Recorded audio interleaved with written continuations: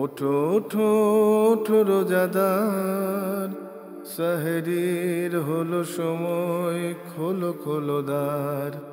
বাতাস ডাকে তোমায়, ডেকে যায় তারকারা, আসমানে আছে যত আলোকিত ফেরেশতারা। ওঠো ওঠো ওঠো রোজাদার।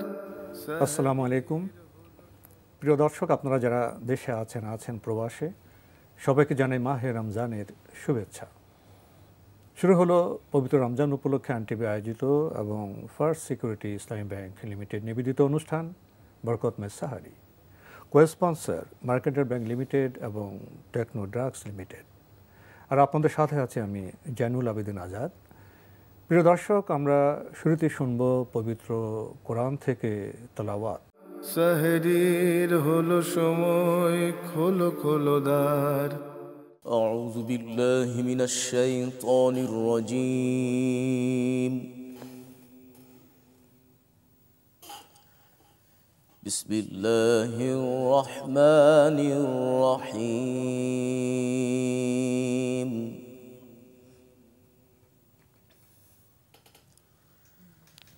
إن الذين فرقوا دينهم وكانوا شيعا لست منهم في شيء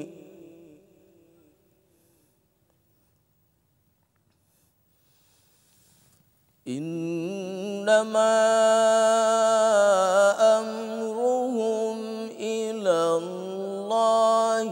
ثم ينبئهم بما كانوا يفعلون.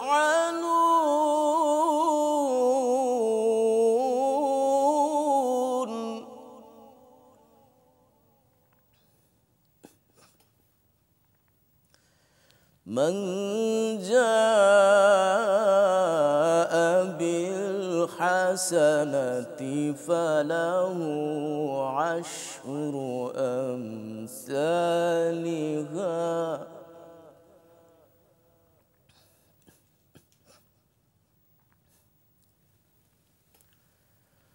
ومن جاء بالسيئة فلا يجزى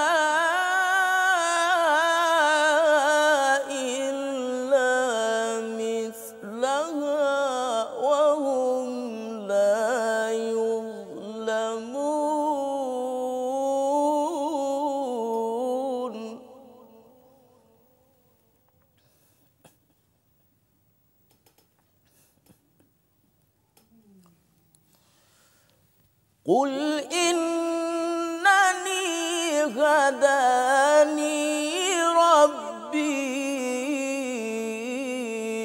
إلى صراط مستقيم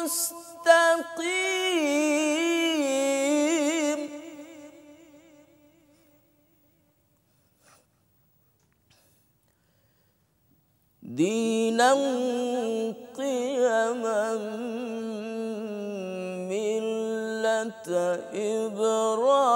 إبراهيم حنيفا وما كان من المشركين.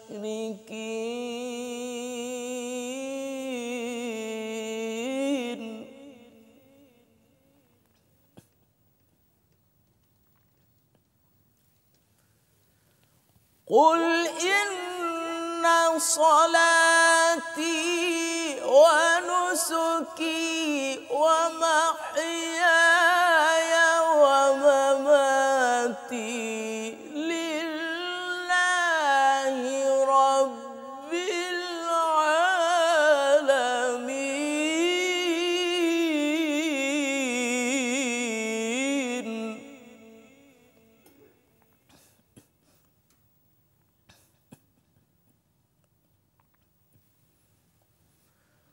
قل إن صلاتي ونسكي ونسكي ومحياي ومماتي لله رب العالمين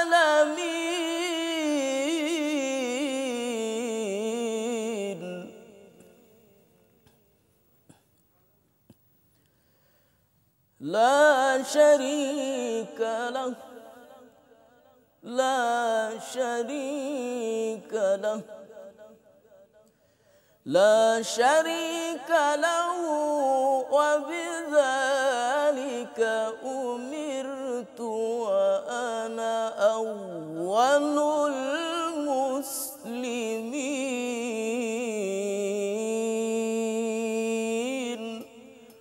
صدق الله العظيم প্রিয় দর্শক, আমরা এখন শুনব সংক্ষিপ্ত তাফসীর। সাহরির হলো সময়, খোলো খোলো দ্বার। আসসালামু আলাইকুম রহমতুল্লাহি তাআলা ওয়া বারাকাতুহু। আলহামদুলিল্লাহি রাব্বিল আলামিন ওয়াল আকিবাতু লিল মুত্তাকিন ওয়া উসাল্লি ওয়া উসাল্লিম আলা সাইয়্যিদিল মুরসালিন ওয়া আলা আলিহি ওয়া আসহাবিহি আজমাইন, আম্মা বাদ। সম্মানিত ভাই ও বোনেরা, বরকতময় সাহরির এই গুরুত্বপূর্ণ অনুষ্ঠানে আপনাদের সবাইকে স্বাগতম জানাচ্ছি। আজকের এই পর্বে আমরা আলোচনা করব কোরআনে কারিমের অষ্টম পারা থেকে। কোরআনে কারিমের অষ্টম পারায় দুটো সূরা রয়েছে। একটি হলো সূরা আনআমের শেষার্ধ, আরেকটি হলো সূরা আরাফের প্রথম অর্ধেক। সূরা আনআম থেকেও কিছু আলোচনা করব, সূরা আরাফ থেকেও ইনশাআল্লাহ সময়ের সাথে মিল রেখে অল্প কিছু আলোচনা করব। প্রথমেই সূরা আনআম থেকে অষ্টম পারার প্রথম আয়াতটি আমি তেলাওয়াত করছি, তারপর ধীরে ধীরে সামনে এগিয়ে যাব ইনশাআল্লাহ। আউযু বিল্লাহি মিনাশ শাইতানির রাজীম। ওয়ালাউ আন্নানা নাযালনা ইলাইহিমুল মালাইকাতা ওয়া কাল্লামাহুমুল মাউতা وحشرنا عليهم كل شيء قبلا ما كانوا ليؤمنوا إلا أن يشاء الله ولكن أكثرهم يجهلون। সূরা আনআমের 111 নং আয়াত তেলাওয়াত করেছি, যেটি অষ্টম পারার প্রথম আয়াত। এই আয়াতে আল্লাহ সুবহানাহু ওয়া তাআলা কাফেরদের তাদের একটি হীন চরিত্রের কথা তুলে ধরেছেন। কাফেররা রাসূলুল্লাহ সাল্লাল্লাহু আলাইহি সাল্লামকে কসম করে বলতো যে একটা নিদর্শন দেখালে লা ইউমিনান্না বিহা, তারা তার প্রতি ঈমান আনবে। আল্লাহ সুবহানাহু ওয়া তাআলা বললেন কত নিদর্শন তাদেরকে দেখানো হয়েছে, তারা ঈমান আনেনি। এই আয়াতে আল্লাহ সুবহানাহু ওয়া তাআলা বলছেন, লাউ আন্নানা নাযালনা ইলাইহিমুল মালাইকা, আমি যদি আকাশ থেকে দলে দলে ফেরেশতাও নাজিল করতাম, ওয়া কাল্লামাহুমুল মাউতা, আর যদি কবর থেকে মৃত ব্যক্তিরা জীবিত হয়ে এসে তাদের সাথে কথা বলতো, এরপরে সকল জিনিস যদি আমি তাদের সামনে এনে হাজির করে দিতাম, তবু তারা ঈমান আনতো না। আসলে বিষয়টা হলো, সম্মানিত ভাই বোনেরা, ঈমানটা এটি আল্লাহর দেয়া একটা তৌফিকের নাম। আল্লাহ যার জন্য মঞ্জুর করেন, সে নবীকে দেখার প্রয়োজন হয় না, নিদর্শন লাগে না, সে ঈমান নিয়ে আসে। আবু তালেব নবীজির চাচা, নবীজিকে প্রতিপালন করলো। নবীজি সাল্লাল্লাহু আলাইহি সাল্লাম মৃত্যুর মুহূর্তে গিয়া বললেন, চাচা কিছুই লাগবে না, মাত্র একটি কালিমা, ইয়া আম্মি কুল কালিমাতান লা ইলাহা ইল্লাল্লাহ। আবু তালেব কিন্তু ঠিকই বুঝেছিল, কিন্তু সে কালিমাটি বলতে পারেনি, এটি তার আর বলা হয়নি। আল্লাহ আমাদেরকে ঈমান দান করেছেন, আমাদের উচিত হবে আল্লাহর শুকরিয়া আদায় করা। কাফেররা এত কিছু দেখেও ঈমান আনতে পারলো না। আল্লাহ বললেন, আমি ফেরেশতা নাজির করলেও মৃত ব্যক্তিদেরকে তাদের সামনে এনে হাজির করলে তারা যদি তাদের সাথে কথাও বলতো, তবে আমি আল্লাহ জানিয়ে দিচ্ছি তারা ঈমান আনতে পারতো না, কারণ তাদের জন্য ঈমান মঞ্জুর করা হয়নি। সূরা আনআম অষ্টম পারার এই প্রথম পৃষ্ঠায় আল্লাহ সুবহানাহু ওয়া তাআলা আরও আলোচনা করেছেন যে শয়তান দুই রকম। একদল শয়তান হলো মানুষ শয়তান, আরেক দল শয়তান হলো জিন শয়তান। ওয়া কাযালিকা জাআলনা লিকুল্লি নাবিয়্যিন আদুওয়ান শায়াতিনাল ইনসি ওয়াল জিন। মানুষ শয়তান এবং জিন শয়তান। আমরা জানি মাহে রমাদানে বড় বড় শয়তানগুলোকে শৃঙ্খলাবদ্ধ করে দেওয়া হয়, আর এই কারণে নেক কাজ ইত্যাদি বেড়ে যায়। তবে মানে শয়তানি তৎপরতা বন্ধ হয় না কেন? কারণ হলো ওই যে শয়তান দীর্ঘ 11 মাস চাবি দিয়ে রেখেছে, আর ছোট ছোট শয়তানগুলো তো ছাড়া আছে, তাছাড়া মানুষ শয়তান যেগুলো সেগুলো তো আছেই, এই কারণেই কিন্তু সেগুলো বন্ধ হয় না। আল্লাহ সুবহানাহু ওয়া তাআলা হালাল হারামের বিধিবিধান আলোচনা করেছেন সূরা আনআমের মধ্যে। অন্যতম আরেকটি বিধান হলো যে ওয়ালা তাকুলু মিম্মা লাম ইযকার ইসমুল্লাহি আলাইহি ওয়া ইন্নাহু লাফিসক, যে কোনো জন্তু যদি আল্লাহর নাম ছাড়া উৎসর্গ করা হয়, জবাই করা হয়, গায়রুল্লাহর নামে যদি নিবেদন করা হয়, তাহলে সেটি আর খাওয়া যাবে না। ওয়া ইন্নাহু লাফিসক, এটা হলো ফিস্ক, এটা হলো পাপাচার। এগুলি আল্লাহ সুবহানাহু ওয়া তাআলা হারাম করেছেন। আল্লাহ সুবহানাহু ওয়া তাআলা বলছেন যে হেদায়েত আমার হাতেই, আমি আল্লাহ যাকে চাই তার বক্ষটাকে ইসলামের জন্য আমি মানে খুলে দেই। ফামান ইউরিদিল্লাহু আন ইয়াহদিয়াহু ইয়াশরাহ সাদরাহু লিল ইসলাম। আর আল্লাহ সুবহানাহু ওয়া তাআলা যার ক্ষেত্রে চান ইয়াজআল সাদরাহু দায়িকান, আল্লাহ সুবহানাহু ওয়া তাআলা তার বক্ষটাকে সংকীর্ণ করে দেন, আর ফলে সে ইসলাম গ্রহণ করতে পারে না। আল্লাহ সুবহানাহু ওয়া তাআলা সূরা আনআমের মধ্যে 10টা ওসিয়ত করেছেন আমাদের জন্য, অত্যন্ত গুরুত্বপূর্ণ, যাকে বলা হয় আল ওয়াসায়া আল আশারা। আল্লাহ সুবহানাহু ওয়া তাআলা বলছেন, কুল, হে নবী আপনি বলে দেন, কুল তাআলাউ আতলু মা হাররামা রাব্বুকুম আলাইকুম আল্লা তুশরিকু বিহি শাইআন ওয়া বিল ওয়ালিদাইনি ইহসানা। 1 নম্বর ওসিয়ত, আল্লাহ সুবহানাহু ওয়া তাআলা তোমাদের জন্য হারাম করেছেন কশ্চিন কালেও আল্লাহর সাথে কাউকে শরীক করবে না।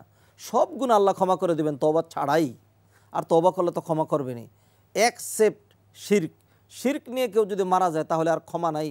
ইন্নাল্লাহা লা ইয়াগফিরু আন ইউশরাকা বিহি। 2 নম্বর ওয়াবিল ওয়ালিদাইনি ইহসানা, পিতামাতার সাথে সদাচরণ করতেই হবে। যারা পিতামাতাকে বৃদ্ধাবস্থায় পেয়েও জান্নাতে যাওয়ার সৌভাগ্য অর্জন করতে পারে না, জিবরাইল আমিন তাদের জন্য বদদুয়া করেছেন, নবীজি আর সেই দোয়ায় আমিন বলেছেন। অতএব পিতামাতাকে কষ্ট দেওয়া চলবে না, কোনোতেই না, তাদেরকে সন্তুষ্ট করাই লাগবে। 3 নম্বর লা তাকতুলু আওলাদাকুম মিন ইমলাক, দারিদ্রতার ভয়ে সন্তান হত্যা করো না। আজকে অধিকাংশ মানুষ সন্তান হত্যাকারী, সন্তান আসতেই দিচ্ছে না, যে কোনোভাবে সন্তান আসার পথকে বন্ধ করে দিয়েছে, এটাও হত্যা। আল্লাহর কাঠগড়ায় কিন্তু আপনাকে দাঁড়াতে হবে। নাহনু নারযুকুকুম ওয়া ইয়াহুম, আল্লাহ বললেন ওদের রিজিক আমিই দেব, তোমাদেরকেও আমি আল্লাহ রিজিক দিয়ে থাকি। এই হলো 3টি বিষয়। লা তাকরাবুল ফাওয়াহিশ। 4 নম্বর অশ্লীলতার ধারে কাছে আল্লাহ সুবহানাহু ওয়া তাআলা আমাদেরকে যেতে নিষেধ করেছেন। আজকে জিনা বেবিচারে মানে বিশ্ব সয়লাভ হয়ে গিয়েছে। এই অশ্লীলতা আমাদের বন্ধ করার উদ্যোগ নিতে হবে। ওয়ালা তাকতুলুন নাফস আল্লাতি হাররামাল্লাহু ইল্লা বিল হক, অন্যায়ভাবে হত্যা আল্লাহ সুবহানাহু ওয়া তাআলা আমাদের জন্য হারাম করেছেন। এই হলো মোটামুটি 5টি ওসিয়ত। যালিকুম ওয়াসাকুম বিহি লাআল্লাকুম তাকিলুন। এরপরে আল্লাহ সুবহানাহু ওয়া তাআলা আমাদেরকে আরও ওসিয়ত করলেন, লা তাকরাবু মালাল ইয়াতিম, এতিমের মাল অন্যায়ভাবে তোমরা ভক্ষণ করবে না। ওয়াউফুল কাইলা ওয়াল মিজান, মাপে তোমরা পুরোপুরি দিবে, মাপে কম দিবে না। এরপরে আল্লাহ সুবহানাহু ওয়া তাআলা আরও বললেন, ওয়াইদা কুলতুম ফাআদিলু, যখন বলবে ন্যায় কথা বলবে, ইনসাফপূর্ণ কথা বলবে, যদিও সেই কথাটা তোমার জ্ঞাতিগোষ্ঠী আত্মীয় স্বজনের বিরুদ্ধেও যায়। ওবি আহদিল্লাহি আউফু, আল্লাহর দেয়া যে প্রতিশ্রুতি সেগুলোকে পূর্ণ করবে। এই হলো 9টি উপদেশ। ওয়া আন্না হাযা সিরাতি মুস্তাকিমান, এরপরে আল্লাহ সুবহানাহু ওয়া তাআলা বললেন সিরাতে মুস্তাকিমের অনুসরণ করবে। ওয়ালা তাত্তাবিউস সুবুল, সিরাতে মুস্তাকিম বাদ দিয়ে অন্য পথের অনুসরণ করবে না। এইভাবে আল্লাহ সুবহানাহু ওয়া তাআলা সূরা মাইদার মধ্যে 10টি উপদেশ আমাদেরকে দিয়েছেন। 8ম পারার সূরা আরাফের মধ্যে আল্লাহ সুবহানাহু ওয়া তাআলা আলোচনা করছেন ওয়াল ওয়াজনু ইয়াউমা ইযিনিল হক, কিয়ামতের দিন যে ওজন করা হবে, আমলনামা ওজনের প্রসঙ্গ, এটি হক বিষয়। আর সম্মানিত ভাইয়েরা, 8ম পারার যে আরেকটি সূরা রয়েছে সূরা আরাফ, এর মধ্যে অসংখ্য গুরুত্বপূর্ণ আলোচনা রয়েছে। আল্লাহ সুবহানাহু ওয়া তাআলা এখানে আলোচনা করছেন ওয়াল ওয়াজনু ইয়াউমা ইযিনিল হক ফামান সাকুলাত মাওয়াজিনুহু ফাউলাইকা হুমুল মুফলিহুন। কিয়ামতের দিন তোমাদের আমলনামা ওজন করা হবে, বিষয়টি একদম সত্য। যার নেকের পাল্লা ভারী হবে তারা হবে সফলকাম। ওমান খাফফাত মাওয়াজিনুহু, আর যার নেকের পাল্লা হালকা হবে তারা হবে ক্ষতিগ্রস্ত। আল্লাহ সুবহানাহু ওয়া তাআলা এখানে আরও আলোচনা করেছেন আদম আলাইহিস সালামকে ইবলিস শয়তান কী কৌশলে জান্নাত থেকে বিতাড়িত করলো, কীভাবে তার লিবাস পোশাক সে খুললো, এই কথাগুলো এখানে আলোচিত হয়েছে। এবং ইবলিসকে যে আল্লাহ সুবহানাহু ওয়া তাআলা লানত দিয়ে চিরদিনের জন্য অভিশপ্ত করলেন, এর কারণ অন্য কিছু ছিল না। এর কারণ ছিল মা ইয়াকুনু লাকা আন তাতাকাব্বারা ফিহা অহংকার করা। সে বলেছিল আমাকে আগুন দিয়ে তৈরি করেছেন, আদমকে মাটি দিয়ে তৈরি করেছেন, আদম নিচে যাবে, আমি আগুন উপরের দিকে যাই। এই অহংকারের কারণে সম্মানিত ভাইরা এখান থেকে এটিই যথেষ্ট। আল্লাহ সুবহানাহু ওয়া তাআলা আমাদেরকে মাটি দিয়ে তৈরি করেছেন। আগুনের তৈরি ইবলিসের যদি অহংকার বেমানান হয়ে থাকে, তাহলে আমাদের জন্য অহংকার কশ্চিন কালেও সমীচীন নয়। বিনয়ী হবেন, দুনিয়া আখিরাতে সম্মানী হবেন। আর অহংকারী হবেন, জাহান্নাম ঠিকানা হবে, ইবলিসের মতো লাঞ্ছিত হয়ে যেতে হবে। অতএব বিনয় লাগবে। সূরা আরাফের মধ্যে আল্লাহ সুবহানাহু ওয়া তাআলা অসংখ্য নবীদের ঘটনা তুলে ধরেছেন। প্রতিটা নবী তার জাতিকে বলেছিলেন, ইয়া কওমি ইবুদুল্লাহ মা লাকুম মিন ইলাহিন গায়রু।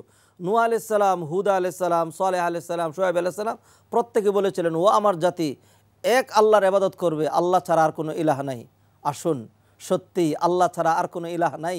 এই কালিমা পড়েই তো আমরা মুসলিম হয়েছি, লা ইলাহা ইল্লাল্লাহ। অতএব আমাদের জীবন মরণ যাবতীয় সব কিছু আমরা আল্লাহর জন্য নিবেদন করব, এক আল্লাহর ইবাদত করব। বিশেষ করে মাহে রমাদানে আসুন, সিয়াম কিয়াম খুব সুন্দর অর্থে, সঠিক অর্থে আমরা যদি পালন করি, আমরা we get our mental pleasure, আত্মতৃপ্তি তো পাবই। দিনদারের মধ্যে দারুণ আত্মতৃপ্তি রয়েছে। আর আখিরাতের নিরক্ষর শান্তি যারা দিনদার তাদের জন্যই। আল্লাহ সুবহানাহু ওয়া তাআলা আমাদের সবার জন্য কল্যাণ মঞ্জুর করুন। মাহে রমাদানে তিনি আমাদের সবাইকে মাফ করে দেন, করোনা প্যান্ডামিক থেকে তিনি আমাদেরকে মুক্তি দিন, এবং মাহে রমাদানের বাকি দিনগুলোর কদর দেয়ার লাইলাতুল কদর তিনি আমাদের জন্য নসিব করুন। এই কামনা প্রত্যেকের জন্যই, সবার জন্যই সুস্বাস্থ্য এবং নিরাপত্তা কামনা করে আজকের মতো এখানেই শেষ করছি। ওমা তৌফিক ইল্লা বিল্লাহ। আসসালামু আলাইকুম ওয়া রাহমাতুল্লাহি তাআলা ওয়া বারাকাতুহু। ওঠো ওঠো ওঠো রোজাদার, সাহরির হলো সময়, খোলো খোলো দ্বার। এখনকার আয়োজন একটি ইসলামী গান। সাহরির হলো সময়, খোলো খোলো দ্বার। যায় নামাজে বসেও যে মোর মন বসে না খোদার ধ্যানে। যায় নামাজে বসেও যে মোর মন বসে না খোদার ধ্যানে। কেউ না জানো আমি জানি, আর এ জানার মালিক জানি। যায় নামাজে বসেও যে মোর মন বসে না খোদার ধ্যানে। পড়তে বসে নামাজ যখন ভোলার কথা দুনিয়াদারি, তখন যে হায় খোয়াব দেখি দুনিয়া নিয়ে রকমারি। পড়তে বসে নামাজ যখন ভোলার কথা দুনিয়াদারি, তখন যে হায় খোয়াব দেখি দুনিয়া নিয়ে রকমারি। চটুল পায়ে চোরে বেড়াই, চটুল পায়ে চোরে বেড়াই। এদিক ওদিক সেদিকে পানি, যায় নামাজে বসেও যে মোর মন বসে না খোদার ধ্যানে। কেউ না জানো আমি জানি, আর ওই জানার মালিক জানে। যায় নামাজে বসেও যে মোর মন বসে না খোদার ধ্যানে। খোদার কাছে হর নামাজে, তাই তো আমার এই মিনতি, না যেন খোয়ায় মনের লাগাম এই গুনাহগার চপল মতি। খোদার কাছে হর নামাজে, তাই তো আমার এই মিনতি, না যেন খোয়ায় মনের লাগাম এই গুনাহগার চপল মতি, না যেন ভাষায় জীবন তোরি, না যেন ভাষায় জীবন তোরি, দিক হারানো এদিকে পানি, যায় নামাজে বসেও যে মোর মন বসে না খোদার ধ্যানে। কেউ না জানো আমি জানি, আর ওই জানার মালিক জানে, যায় নামাজে বসেও যে মোর মন বসে না খোদার ধ্যানে। প্রিয় দর্শক, আমাদের এখনকার আয়োজন ধারাবাহিক আলোচনা কোরআন এবং সৃষ্টি জগৎ। সেহরির হলো সময়, খোলো খোলো দ্বার। আজকের পর্বে আমরা আলোচনা করব হিজাবের গুরুত্ব কোরআন এবং বিজ্ঞানের আলোকে। আর এ বিষয়ে কথা বলবেন বিশিষ্ট বিজ্ঞান গবেষক ডক্টর মশিউর রহমান। আসসালামু আলাইকুম ওয়া রাহমাতুল্লাহি ওয়া বারাকাতুহু।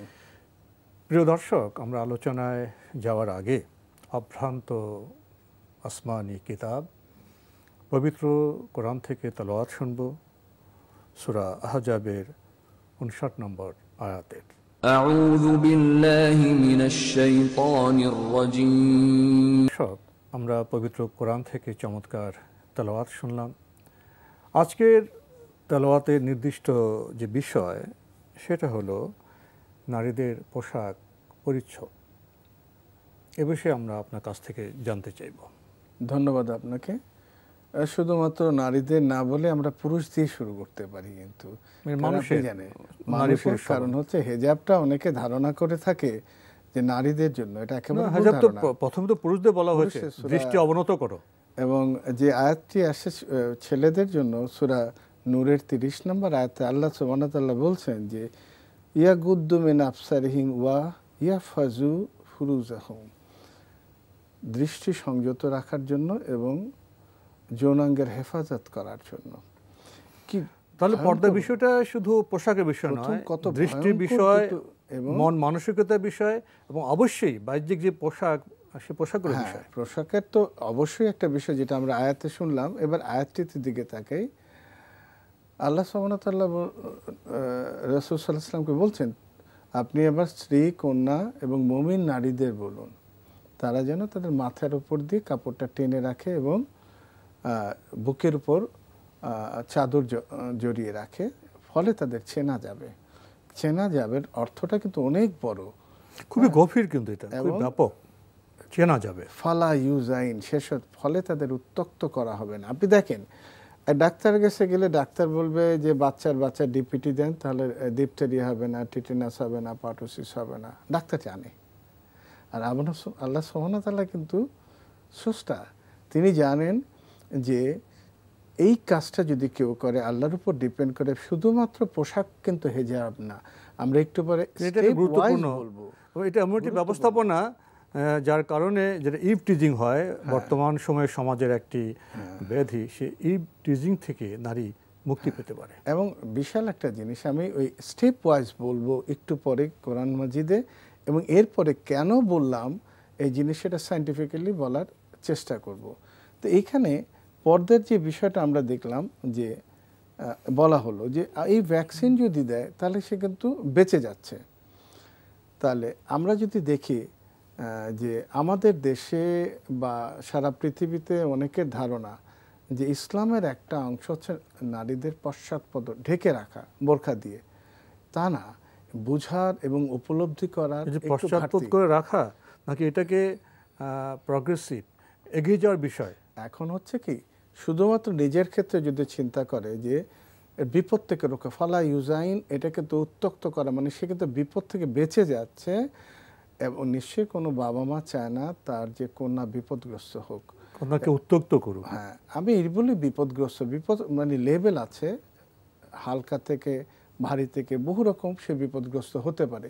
সেটা থেকে কিন্তু আল্লাহ সুবহানাহু ওয়া তাআলা গ্যারান্টি দিচ্ছে, এই বিষয়টা মনে রাখতে হবে। আমাদের সামাজিক প্রেক্ষাপটে একটি বিষয় আপনার সামনে পেশ করতে চাই। আমাদের সমাজে সাধারণত পর্দা বা হিজাব বলতে যে কাপড়ের পোশাকের যে ব্যবস্থাপনা, এটাকে বোঝানো হয়ে থাকে। কিন্তু আমি আপনার কাছ থেকে জানতে চাইব, পবিত্র কোরআনের আলোকে হিজাব বা পর্দা বিষয়টিকে কিভাবে ব্যাখ্যা করা হয়েছে? হিজাব প্রথম বললাম চোখ থেকে, কিন্তু স্টার্টস ফ্রম আইস, এবং পুরুষকে প্রথমে, হ্যাঁ, চক্ষুকে সেকেন্ড হচ্ছে অবনত রাখা, সেকেন্ড হচ্ছে আপনার কথা, থার্ড হচ্ছে কথার সৌন্দর্য, কথার আবেদন, মস্তিষ্ক, আপনার চিন্তা, সবকটা কিন্তু বলা আছে। আচ্ছা, এরপরে হচ্ছে আপনার বাহ্যিক অবয়ব, এরপরে সৌন্দর্য বিষয়টা এবং হাঁটা স্টেপ, হ্যাঁ, পুরুষ এবং নারী দুজনের জন্য, স্পেশালি নারীদের জন্য, যাতে শরীরে কম্পন অনুভূত না হয়। এখন অনেকে যদি পোশাকটা মনে করে থাকে সেটা একটা ভুলের মধ্যে আছে। আল্লাহ এটা খণ্ডিত, পোশাক অবশ্যই হিজাবের বিষয়, কিন্তু এটা একটা অংশ, পুরোটা। সূরা আযাবের 33 নম্বর আয়াতে আল্লাহ বলছে ওয়ায়ু তাতহিরাকুম তাতহিরা, কারণ আল্লাহ তোমাদের পবিত্র রাখতে চান। পবিত্র, কেউ তো অপবিত্র হতে চায় না। আপনি দেখেন, কেউ চায় না, সবাই চায় পিওর আর থাকে, তার সম্ভ্রম বজায় থাকুক সমস্ত কিছুতে। এবং আপনি এবং তাদের ঘরে অবস্থান করতে বলা আছে। ঘরে অবস্থান মানে চিরকালের জন্য না, আপনি প্রয়োজনে বের হবেন, এই অপ্রয়োজনীয় নয় না। এই যে কথাটা বলা আছে, আল্লাহ বলছে ওয়াকান্না ফি বুয়ুতিকুন্না ওয়ালা তাবাররাজনা তাবাররুজাল জাহিলিয়াতিল উলা। এই জাহেলি জামানের তখন মানুষরা তাদের সৌন্দর্য প্রদর্শন করত, তার একটা বিশদ বর্ণনা আছে, সেভাবে বর্ণনাটা দেয়া যাবে না। তো তারা সেইভাবে তাদের সৌন্দর্য প্রকাশ করত। এই সৌন্দর্য, তাদের নারীর সৌন্দর্য যারা যেন প্রকাশ না করে, সেটা কিন্তু নিষেধ করা হলো। তাহলে পর্দার মূল লক্ষ্য হলো নারীর সৌন্দর্যকে ভুল জায়গায় ভুলভাবে প্রকাশ না করা। কিন্তু এই সৌন্দর্য সঠিক জায়গায় সঠিকভাবে প্রদর্শনের যে বিষয়, সেটা ইসলামে স্বীকৃত, ভুল জায়গায় নয়, ভুলভাবে নয়। এবার সূরা আমরা নূরের 31 নম্বর আয়াতের দিকে তাকে আল্লাহ বলছে তোমার দৃষ্টি অবনত করো, চোখ নিচের দিকে, ইয়াকদুদনা মিন আফসারিহিন্না, নিচের দিকে চোখ, দ্যাট ইজ কন্ট্রোল। নিচের দিকে মানে অর্থ হচ্ছে চোখটা কন্ট্রোল করা, হ্যাঁ, দৃষ্টিটা কন্ট্রোল করা। আমরা যদি আযাবের 32 নম্বর আয়াতে বলছি যে তুমি কণ্ঠস্বর কোমল করো, নারীদের বলা হচ্ছে, কারণ কণ্ঠস্বর কোমলকে আল্লাহ বলছে যাদের মনে ব্যাধি আছে, কোমল করবে না, করবে না। পুরুষদের সাথে কথা বলার সময় নারীকে তার কণ্ঠ কোমল করতে মানা করা হয়েছে, কারণ কণ্ঠতে একটা আবেদন আছে। তো কারণ সে যদি স্বাভাবিক কথায় কথা বলবে, কণ্ঠস্বর কোমল, আল্লাহ নিজেই বলছে যাদের মনে ব্যাধি আছে তারা প্রলুব্ধ হবে, ফলে সে যেন স্বাভাবিক কণ্ঠে কথা বলে। দেখেন কত বড় সায়েন্টিফিক কথা, একটা জাদু, কথা কিন্তু একটা মোহ। আপনি জানেন কথা থেকে ধ্বনিতত্ত্বের প্রসঙ্গ চলে আসে, কথা থেকে কবিতা হয়, কথা থেকে গান হয়, কথা তো আবেদন হয়, প্রচন্ড আবেদন কথা। সুতরাং সেখানে বলা হচ্ছে কথা কণ্ঠ কোমল করবে না, হ্যাঁ, এটাকে স্বাভাবিকভাবে রাখার জন্য। এরপরে আপনি দেখেন যে তার প্রাইভেট পার্টসগুলি হেফাজত করার জন্য আল্লাহ বলে দিচ্ছেন ওয়া ইয়াকফাজনা ফুরুজহুন্না, দ্যাট ইজ তার যৌনাঙ্গের হেফাজত করার জন্য। এটা হিজাবের একটা পার্ট, কিন্তু মানে সব দিক থেকে। আপনি জানেন রাসূল সাল্লাল্লাহু আলাইহি ওয়াসাল্লাম বলছে যেটা, যে দুটো জিনিস আমার কাছে গ্যারান্টি দিতে পারে, এক হলো তার মুখ কথা, দ্বিতীয়টা যৌনাঙ্গের হেফাজতকারী, আর আমি তার জান্নাতের গ্যারান্টি দিতে পারি। এইভাবে যদি আমরা দেখি যে আরও যিনি সূরা নূরের 31 নম্বর আয়াতে মেয়েদের বলা হচ্ছে তোমরা এমনভাবে স্টেপ দিও না যাতে শরীরে কম্পন অনুভূত হয়। তাহলে অ্যাজ এ হোল যদি আমরা এই জিনিসটার দিকে তাকাই, তাহলে কিন্তু একটা ক্লিয়ার পিকচার পাবো। বলা হচ্ছে আমি মাথার উপর যে কাপড়টা দেবে রাসূল সাল্লাল্লাহু আলাইহি ওয়াসাল্লাম, পাশ থেকে যেন দেখা না যায়, মুখ যেন পাশ থেকে, মূল লক্ষ্য হলো সৌন্দর্যকে ঢেকে রাখা। এবং আপনি জানেন হিজাবের মধ্যে পুরুষ এবং নারীর জন্য কয়েকটা কমন, যেমন সে ঢোলা জামা কাপড় পরবে, এক শারীরিক কাঠামোটা বোঝা যাবে না, ট্রান্সপারেন্ট কিছু পরবে না, কোনো এক্সপেন্সিভ কোনো কিছু পরবে না, কোনো ভিন্ন ধর্মের কোনো কিছু পরবে না, ছেলে নারীর পোশাক, নারী ছেলের পোশাক পরবে না, টাকনুর উপরে তার প্যান্ট থাকবে বা টাকনুর মাপে থাকবে। এইভাবে কিন্তু অনেক কটা কথা বলা আছে, বিধিবিধান আছে, অনেক কটা, সংক্ষিপ্ত পরিসরে বলা যাবে না। যেমন মেয়েদের জন্য কিন্তু কিছু কিছু সুগন্ধি দিয়ে বাইরে বেরোনো কিন্তু নিষেধ করে দেওয়া আছে, যা মানুষকে আকর্ষিত করে। হ্যাঁ, এটা ফেরোমনস কিছু থাকে, একটু সময় পেলে ফেরোমনস নিয়ে একটা দুটা পরে কথা বলবো।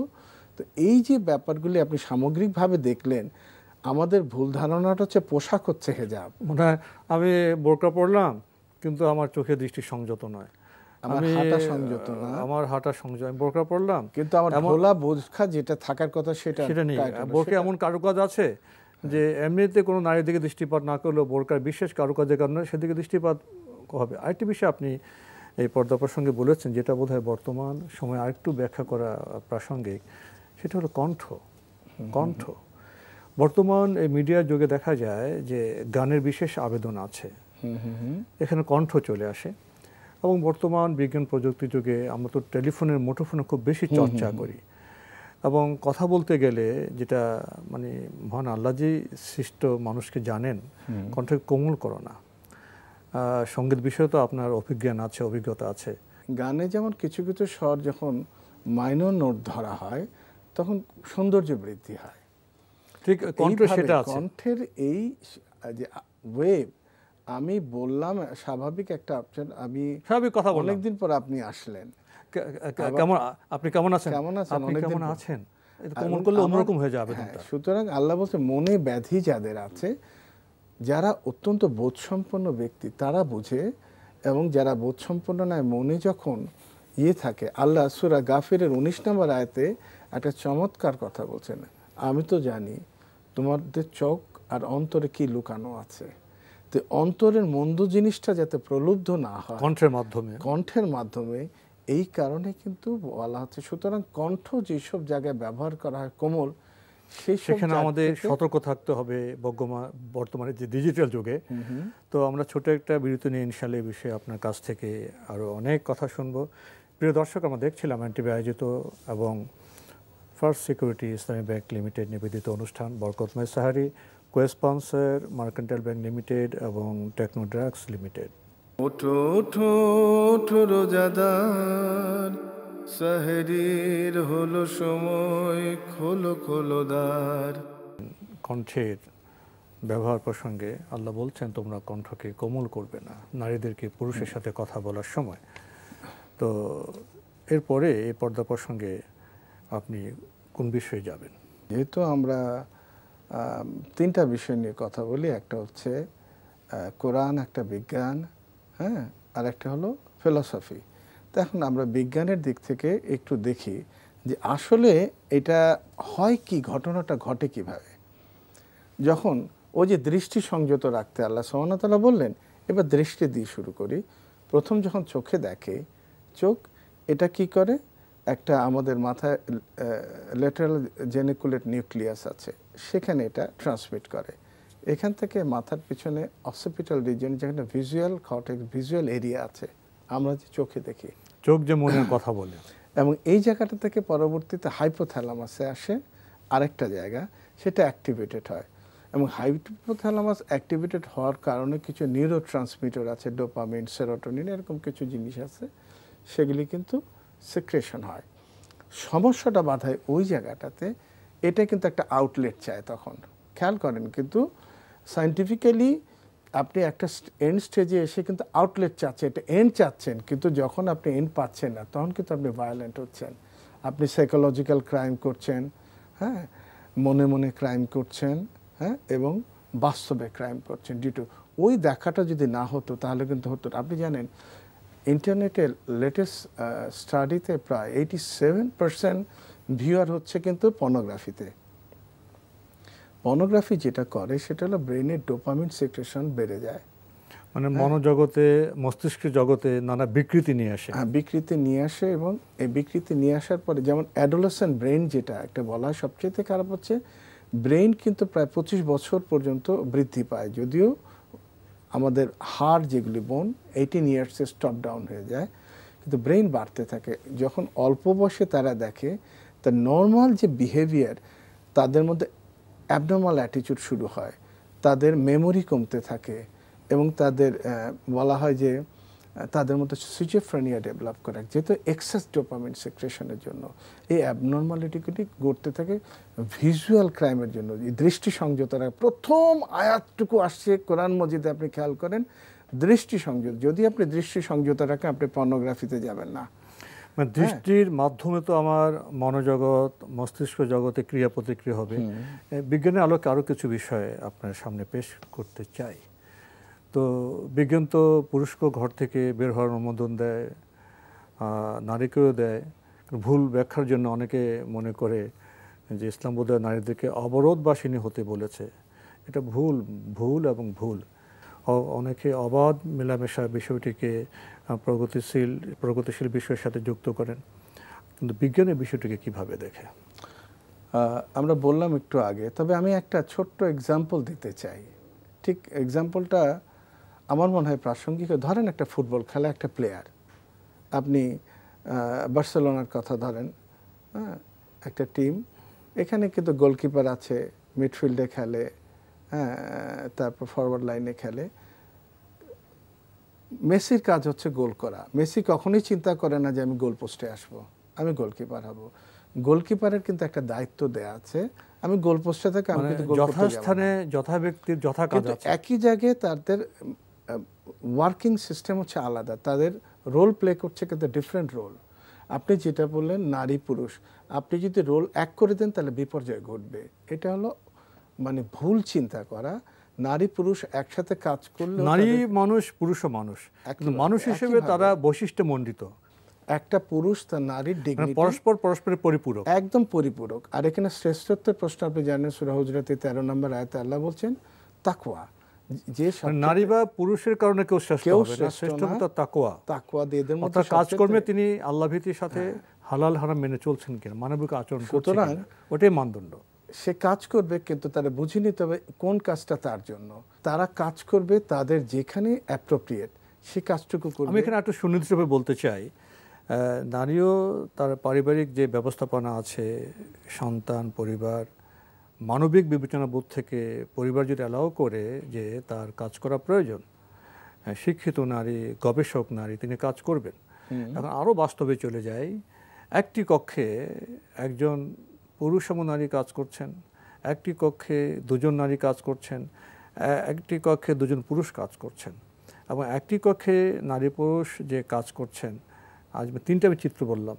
বিজ্ঞানের দৃষ্টিতে কি তিনটা চিত্র একইভাবে বিশ্লেষণ করা হয়, না তিনটা চিত্রে কোনো আলাদা আলাদা? আমি বলি পৃথিবীতে যেখানে ইসলামী ল থাকে, আপনি অবাক হবেন যেখানে মেয়েরা শুধু বসে কাজ করে, তারা হেজাবের মধ্যে থাকে এবং হেজাব কিন্তু খুলে না তারা, এবং অবাক হবেন একসাথে মান্থস টুগেদার কাজ করেও তারা কিন্তু চেহারা চেনে, কণ্ঠস্বর চেনে, but they are doing their job. হ্যাঁ, এবং আমি সেটা এনকারেজ করতেছি না, সেটা বলতেছি না যে যেমন আপনার চিত্র তুলে ধরলাম এটা। তো এখানে আপনি দেখবেন যদি পাশাপাশি কাজ করে, বলে হ্যাঁ পাশাপাশি কাজ করতে পারে, তাতে অসুবিধা, কিন্তু আপনার শরীরে কিছু ফেরোমোনস আছে, হ্যাঁ, আপনার ধরতে হবে। দেখেন ছেলেদের শরীরে টেস্টোস্টেরন আছে, ফলে সে কিন্তু মেয়েদের দিকে আকর্ষিত হবেই, তার একটা টেন্ডেন্সি টুয়ার্ডস উইমেন। এটা আপনি সূরা আলে ইমরানের 14 নম্বরে, তোমাদের জন্য আল্লাহ নারীদের প্রতি যে চিরন্তন আকর্ষণ পুরুষের, এটা আল্লাহ নিজে তিনি সৃষ্টি করলেন, এবং নারীদের বলতে তোমরা এইভাবে থাকো যাতে কিছু তোমরা সেফটি মেজার। এখানে এসে আমি আপনাকে আরেকটি প্রশ্ন করি, যে আমার যে মানুষ, নর বা নারী, আমাদের মধ্যে কিছু উপলব্ধি আছে, কিছু রসজ্ঞান আছে, বাস্তবতা আছে। আমাদের মধ্যে যেমন ভক্তি রস আছে, বাৎসল্য আছে, হাস্যরস আছে, করুণ রস আছে, তেমনি শৃঙ্গার রস আছে। যখন একজন নারী বা একজন পুরুষ গবেষণা কাজ করছেন বা একটি কক্ষে কাজ করছেন, সেই রসগুলো তো কাজে যুক্ত থাকার কারণে নিঃসৃত হয়ে যায়নি, সেই রসগুলো তো আমাদের ক্রিয়াশীল আছে। সেই রসগুলো ক্রিয়াশীল থাকলে সেই রস প্রকাশে যদি কোনো উপযোগ থাকে, সেটা কি প্রকাশিত হবে না? টেন্ডেন্সি সেখানে গ্রো করবে না? আমি বৈজ্ঞানিক এবং শৈল্পিক দৃষ্টিভঙ্গি এই প্রশ্নটা আপনার সামনে রাখলাম। একটা যেটা বললাম প্রথম, একটা হলো দৃষ্টি, সেটা আমরা বলে ফেললাম, আর একটা হচ্ছে ফেরোমোনস, যেটা বললাম। এই ফেরোমোনস কিছু এক ধরনের ফেরোমোনসগুলো আপনি জানেন প্রজাতির মধ্যে, পোকামাকড়ের মধ্যে, প্রজাপতি বিভিন্ন এরা কিন্তু, এবং পিঁপড়ার মধ্যে ফেরোমোনস দেখা যায়, যেটা তার বিপরীত যে অংশটুকু থাকে তাদের প্রতি আকর্ষণ করে। এটাতে হিউম্যান বডিতে আছে, যেটা বিজ্ঞানীরা আবিষ্কার করলেন। এটা হলো 1986 সালে উইলফ্রেড কাটলার, একজন বায়োলজিস্ট এবং বিহেভিয়ারাল সায়েন্টিস্ট, তিনি কিন্তু এটা আবিষ্কার করলেন যে মানুষের শরীরে কিছু মানে এন্ডোক্রাইন গ্ল্যান্ডস আছে, অ্যাপোক্রাইন গ্ল্যান্ডস, এখান থেকে কিছু ফেরোমনস তৈরি হয়।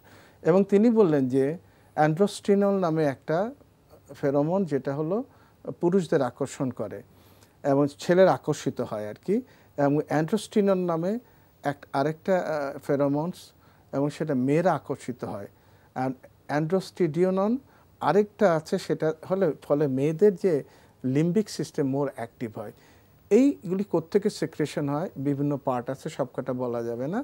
হ্যাঁ, শরীরের বিভিন্ন। এবং আপনি আরেকটি গুরুত্বপূর্ণ প্রশ্ন আপনাকে আমি করব, এদিকে সময় শেষ, এজন্য এ বিষয়ে আপনাকে এখানে থামালাম, কিছু মনে করবেন না। মূল বার্তা পেলাম এটা, প্রয়োজনে জ্ঞানী নারীও কাজ করবেন, পুরুষও কাজ করবেন, তবে একটি কক্ষে একান্ত কাজ করতে গেলে মানুষ হিসেবে যে সমস্যা হবে সেটা আপনি বলেছেন, সেখানে নারীর কাজের আলাদা পরিবেশ থাকতে হবে, পুরুষের কাজের আলাদা পরিবেশ থাকতে হবে। আপনি তো এতক্ষণ ইসলামের আলোকে পর্দা বা হিজাব প্রসঙ্গে কথা বলেন। আমি এখন একটা যদি জনপ্রতিনিধি হয়ে কথা বলতে চাই, আমাদের প্রিয় স্বদেশ বাংলাদেশে তো শুধু মুসলিম বসবাস করে না, সেখানে আমাদের হিন্দু ভাইরা আছেন, খ্রিস্টান ভাইরা আছেন। তো অন্য ধর্মের লোকদের উপরে হিজাব বা ধর্মের বিষয়টি কিভাবে আরোপ হবে? এটা অ্যাকচুয়ালি একটা, আপনি জানেন যে 1400 বছর আগে মেয়েদেরকে ফ্রি করে দেওয়া হলো ইসলামে। তার অধিকার দেওয়া হলো সম্পত্তিতে, তার বিজনেস করার অধিকার, তার সব কিছু করার অধিকারই দেওয়া হলো। আপনি জানেন বিয়ের সময় মেয়েদের কথা বলার অধিকার দেওয়া হলো, তার চয়েসের অধিকার দেওয়া হলো, সমস্ত কিছুতেই।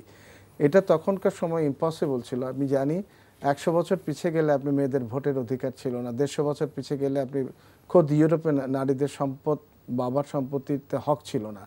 তো পর্দা নিয়ে আমাদের হিন্দু এবং খ্রিস্টান ভাইরা কি করবেন এখন? যদি আমি ধর্মে এগুলো কোনো বিধান আছে? ঋগ্বেদে হচ্ছে আপনার বুক নাম্বার 8 চ্যাপ্টার 33, তাতে বলা হচ্ছে নারীদের কথা, নারীগণ ব্রহ্মা তোমাদের নারী হিসাবে সৃষ্টি করেছে, অতএব যে সৌন্দর্য দিয়েছে তা ঢেকে রাখো। তার মানে ইসলামের কোরআনের কথাই ঋগ্বেদে বলা হলো, একই কথা রিপিটেশন, সূরা আহজাবের কথাটা রিপিটেশন হলো এখানে ঋগ্বেদের বললাম।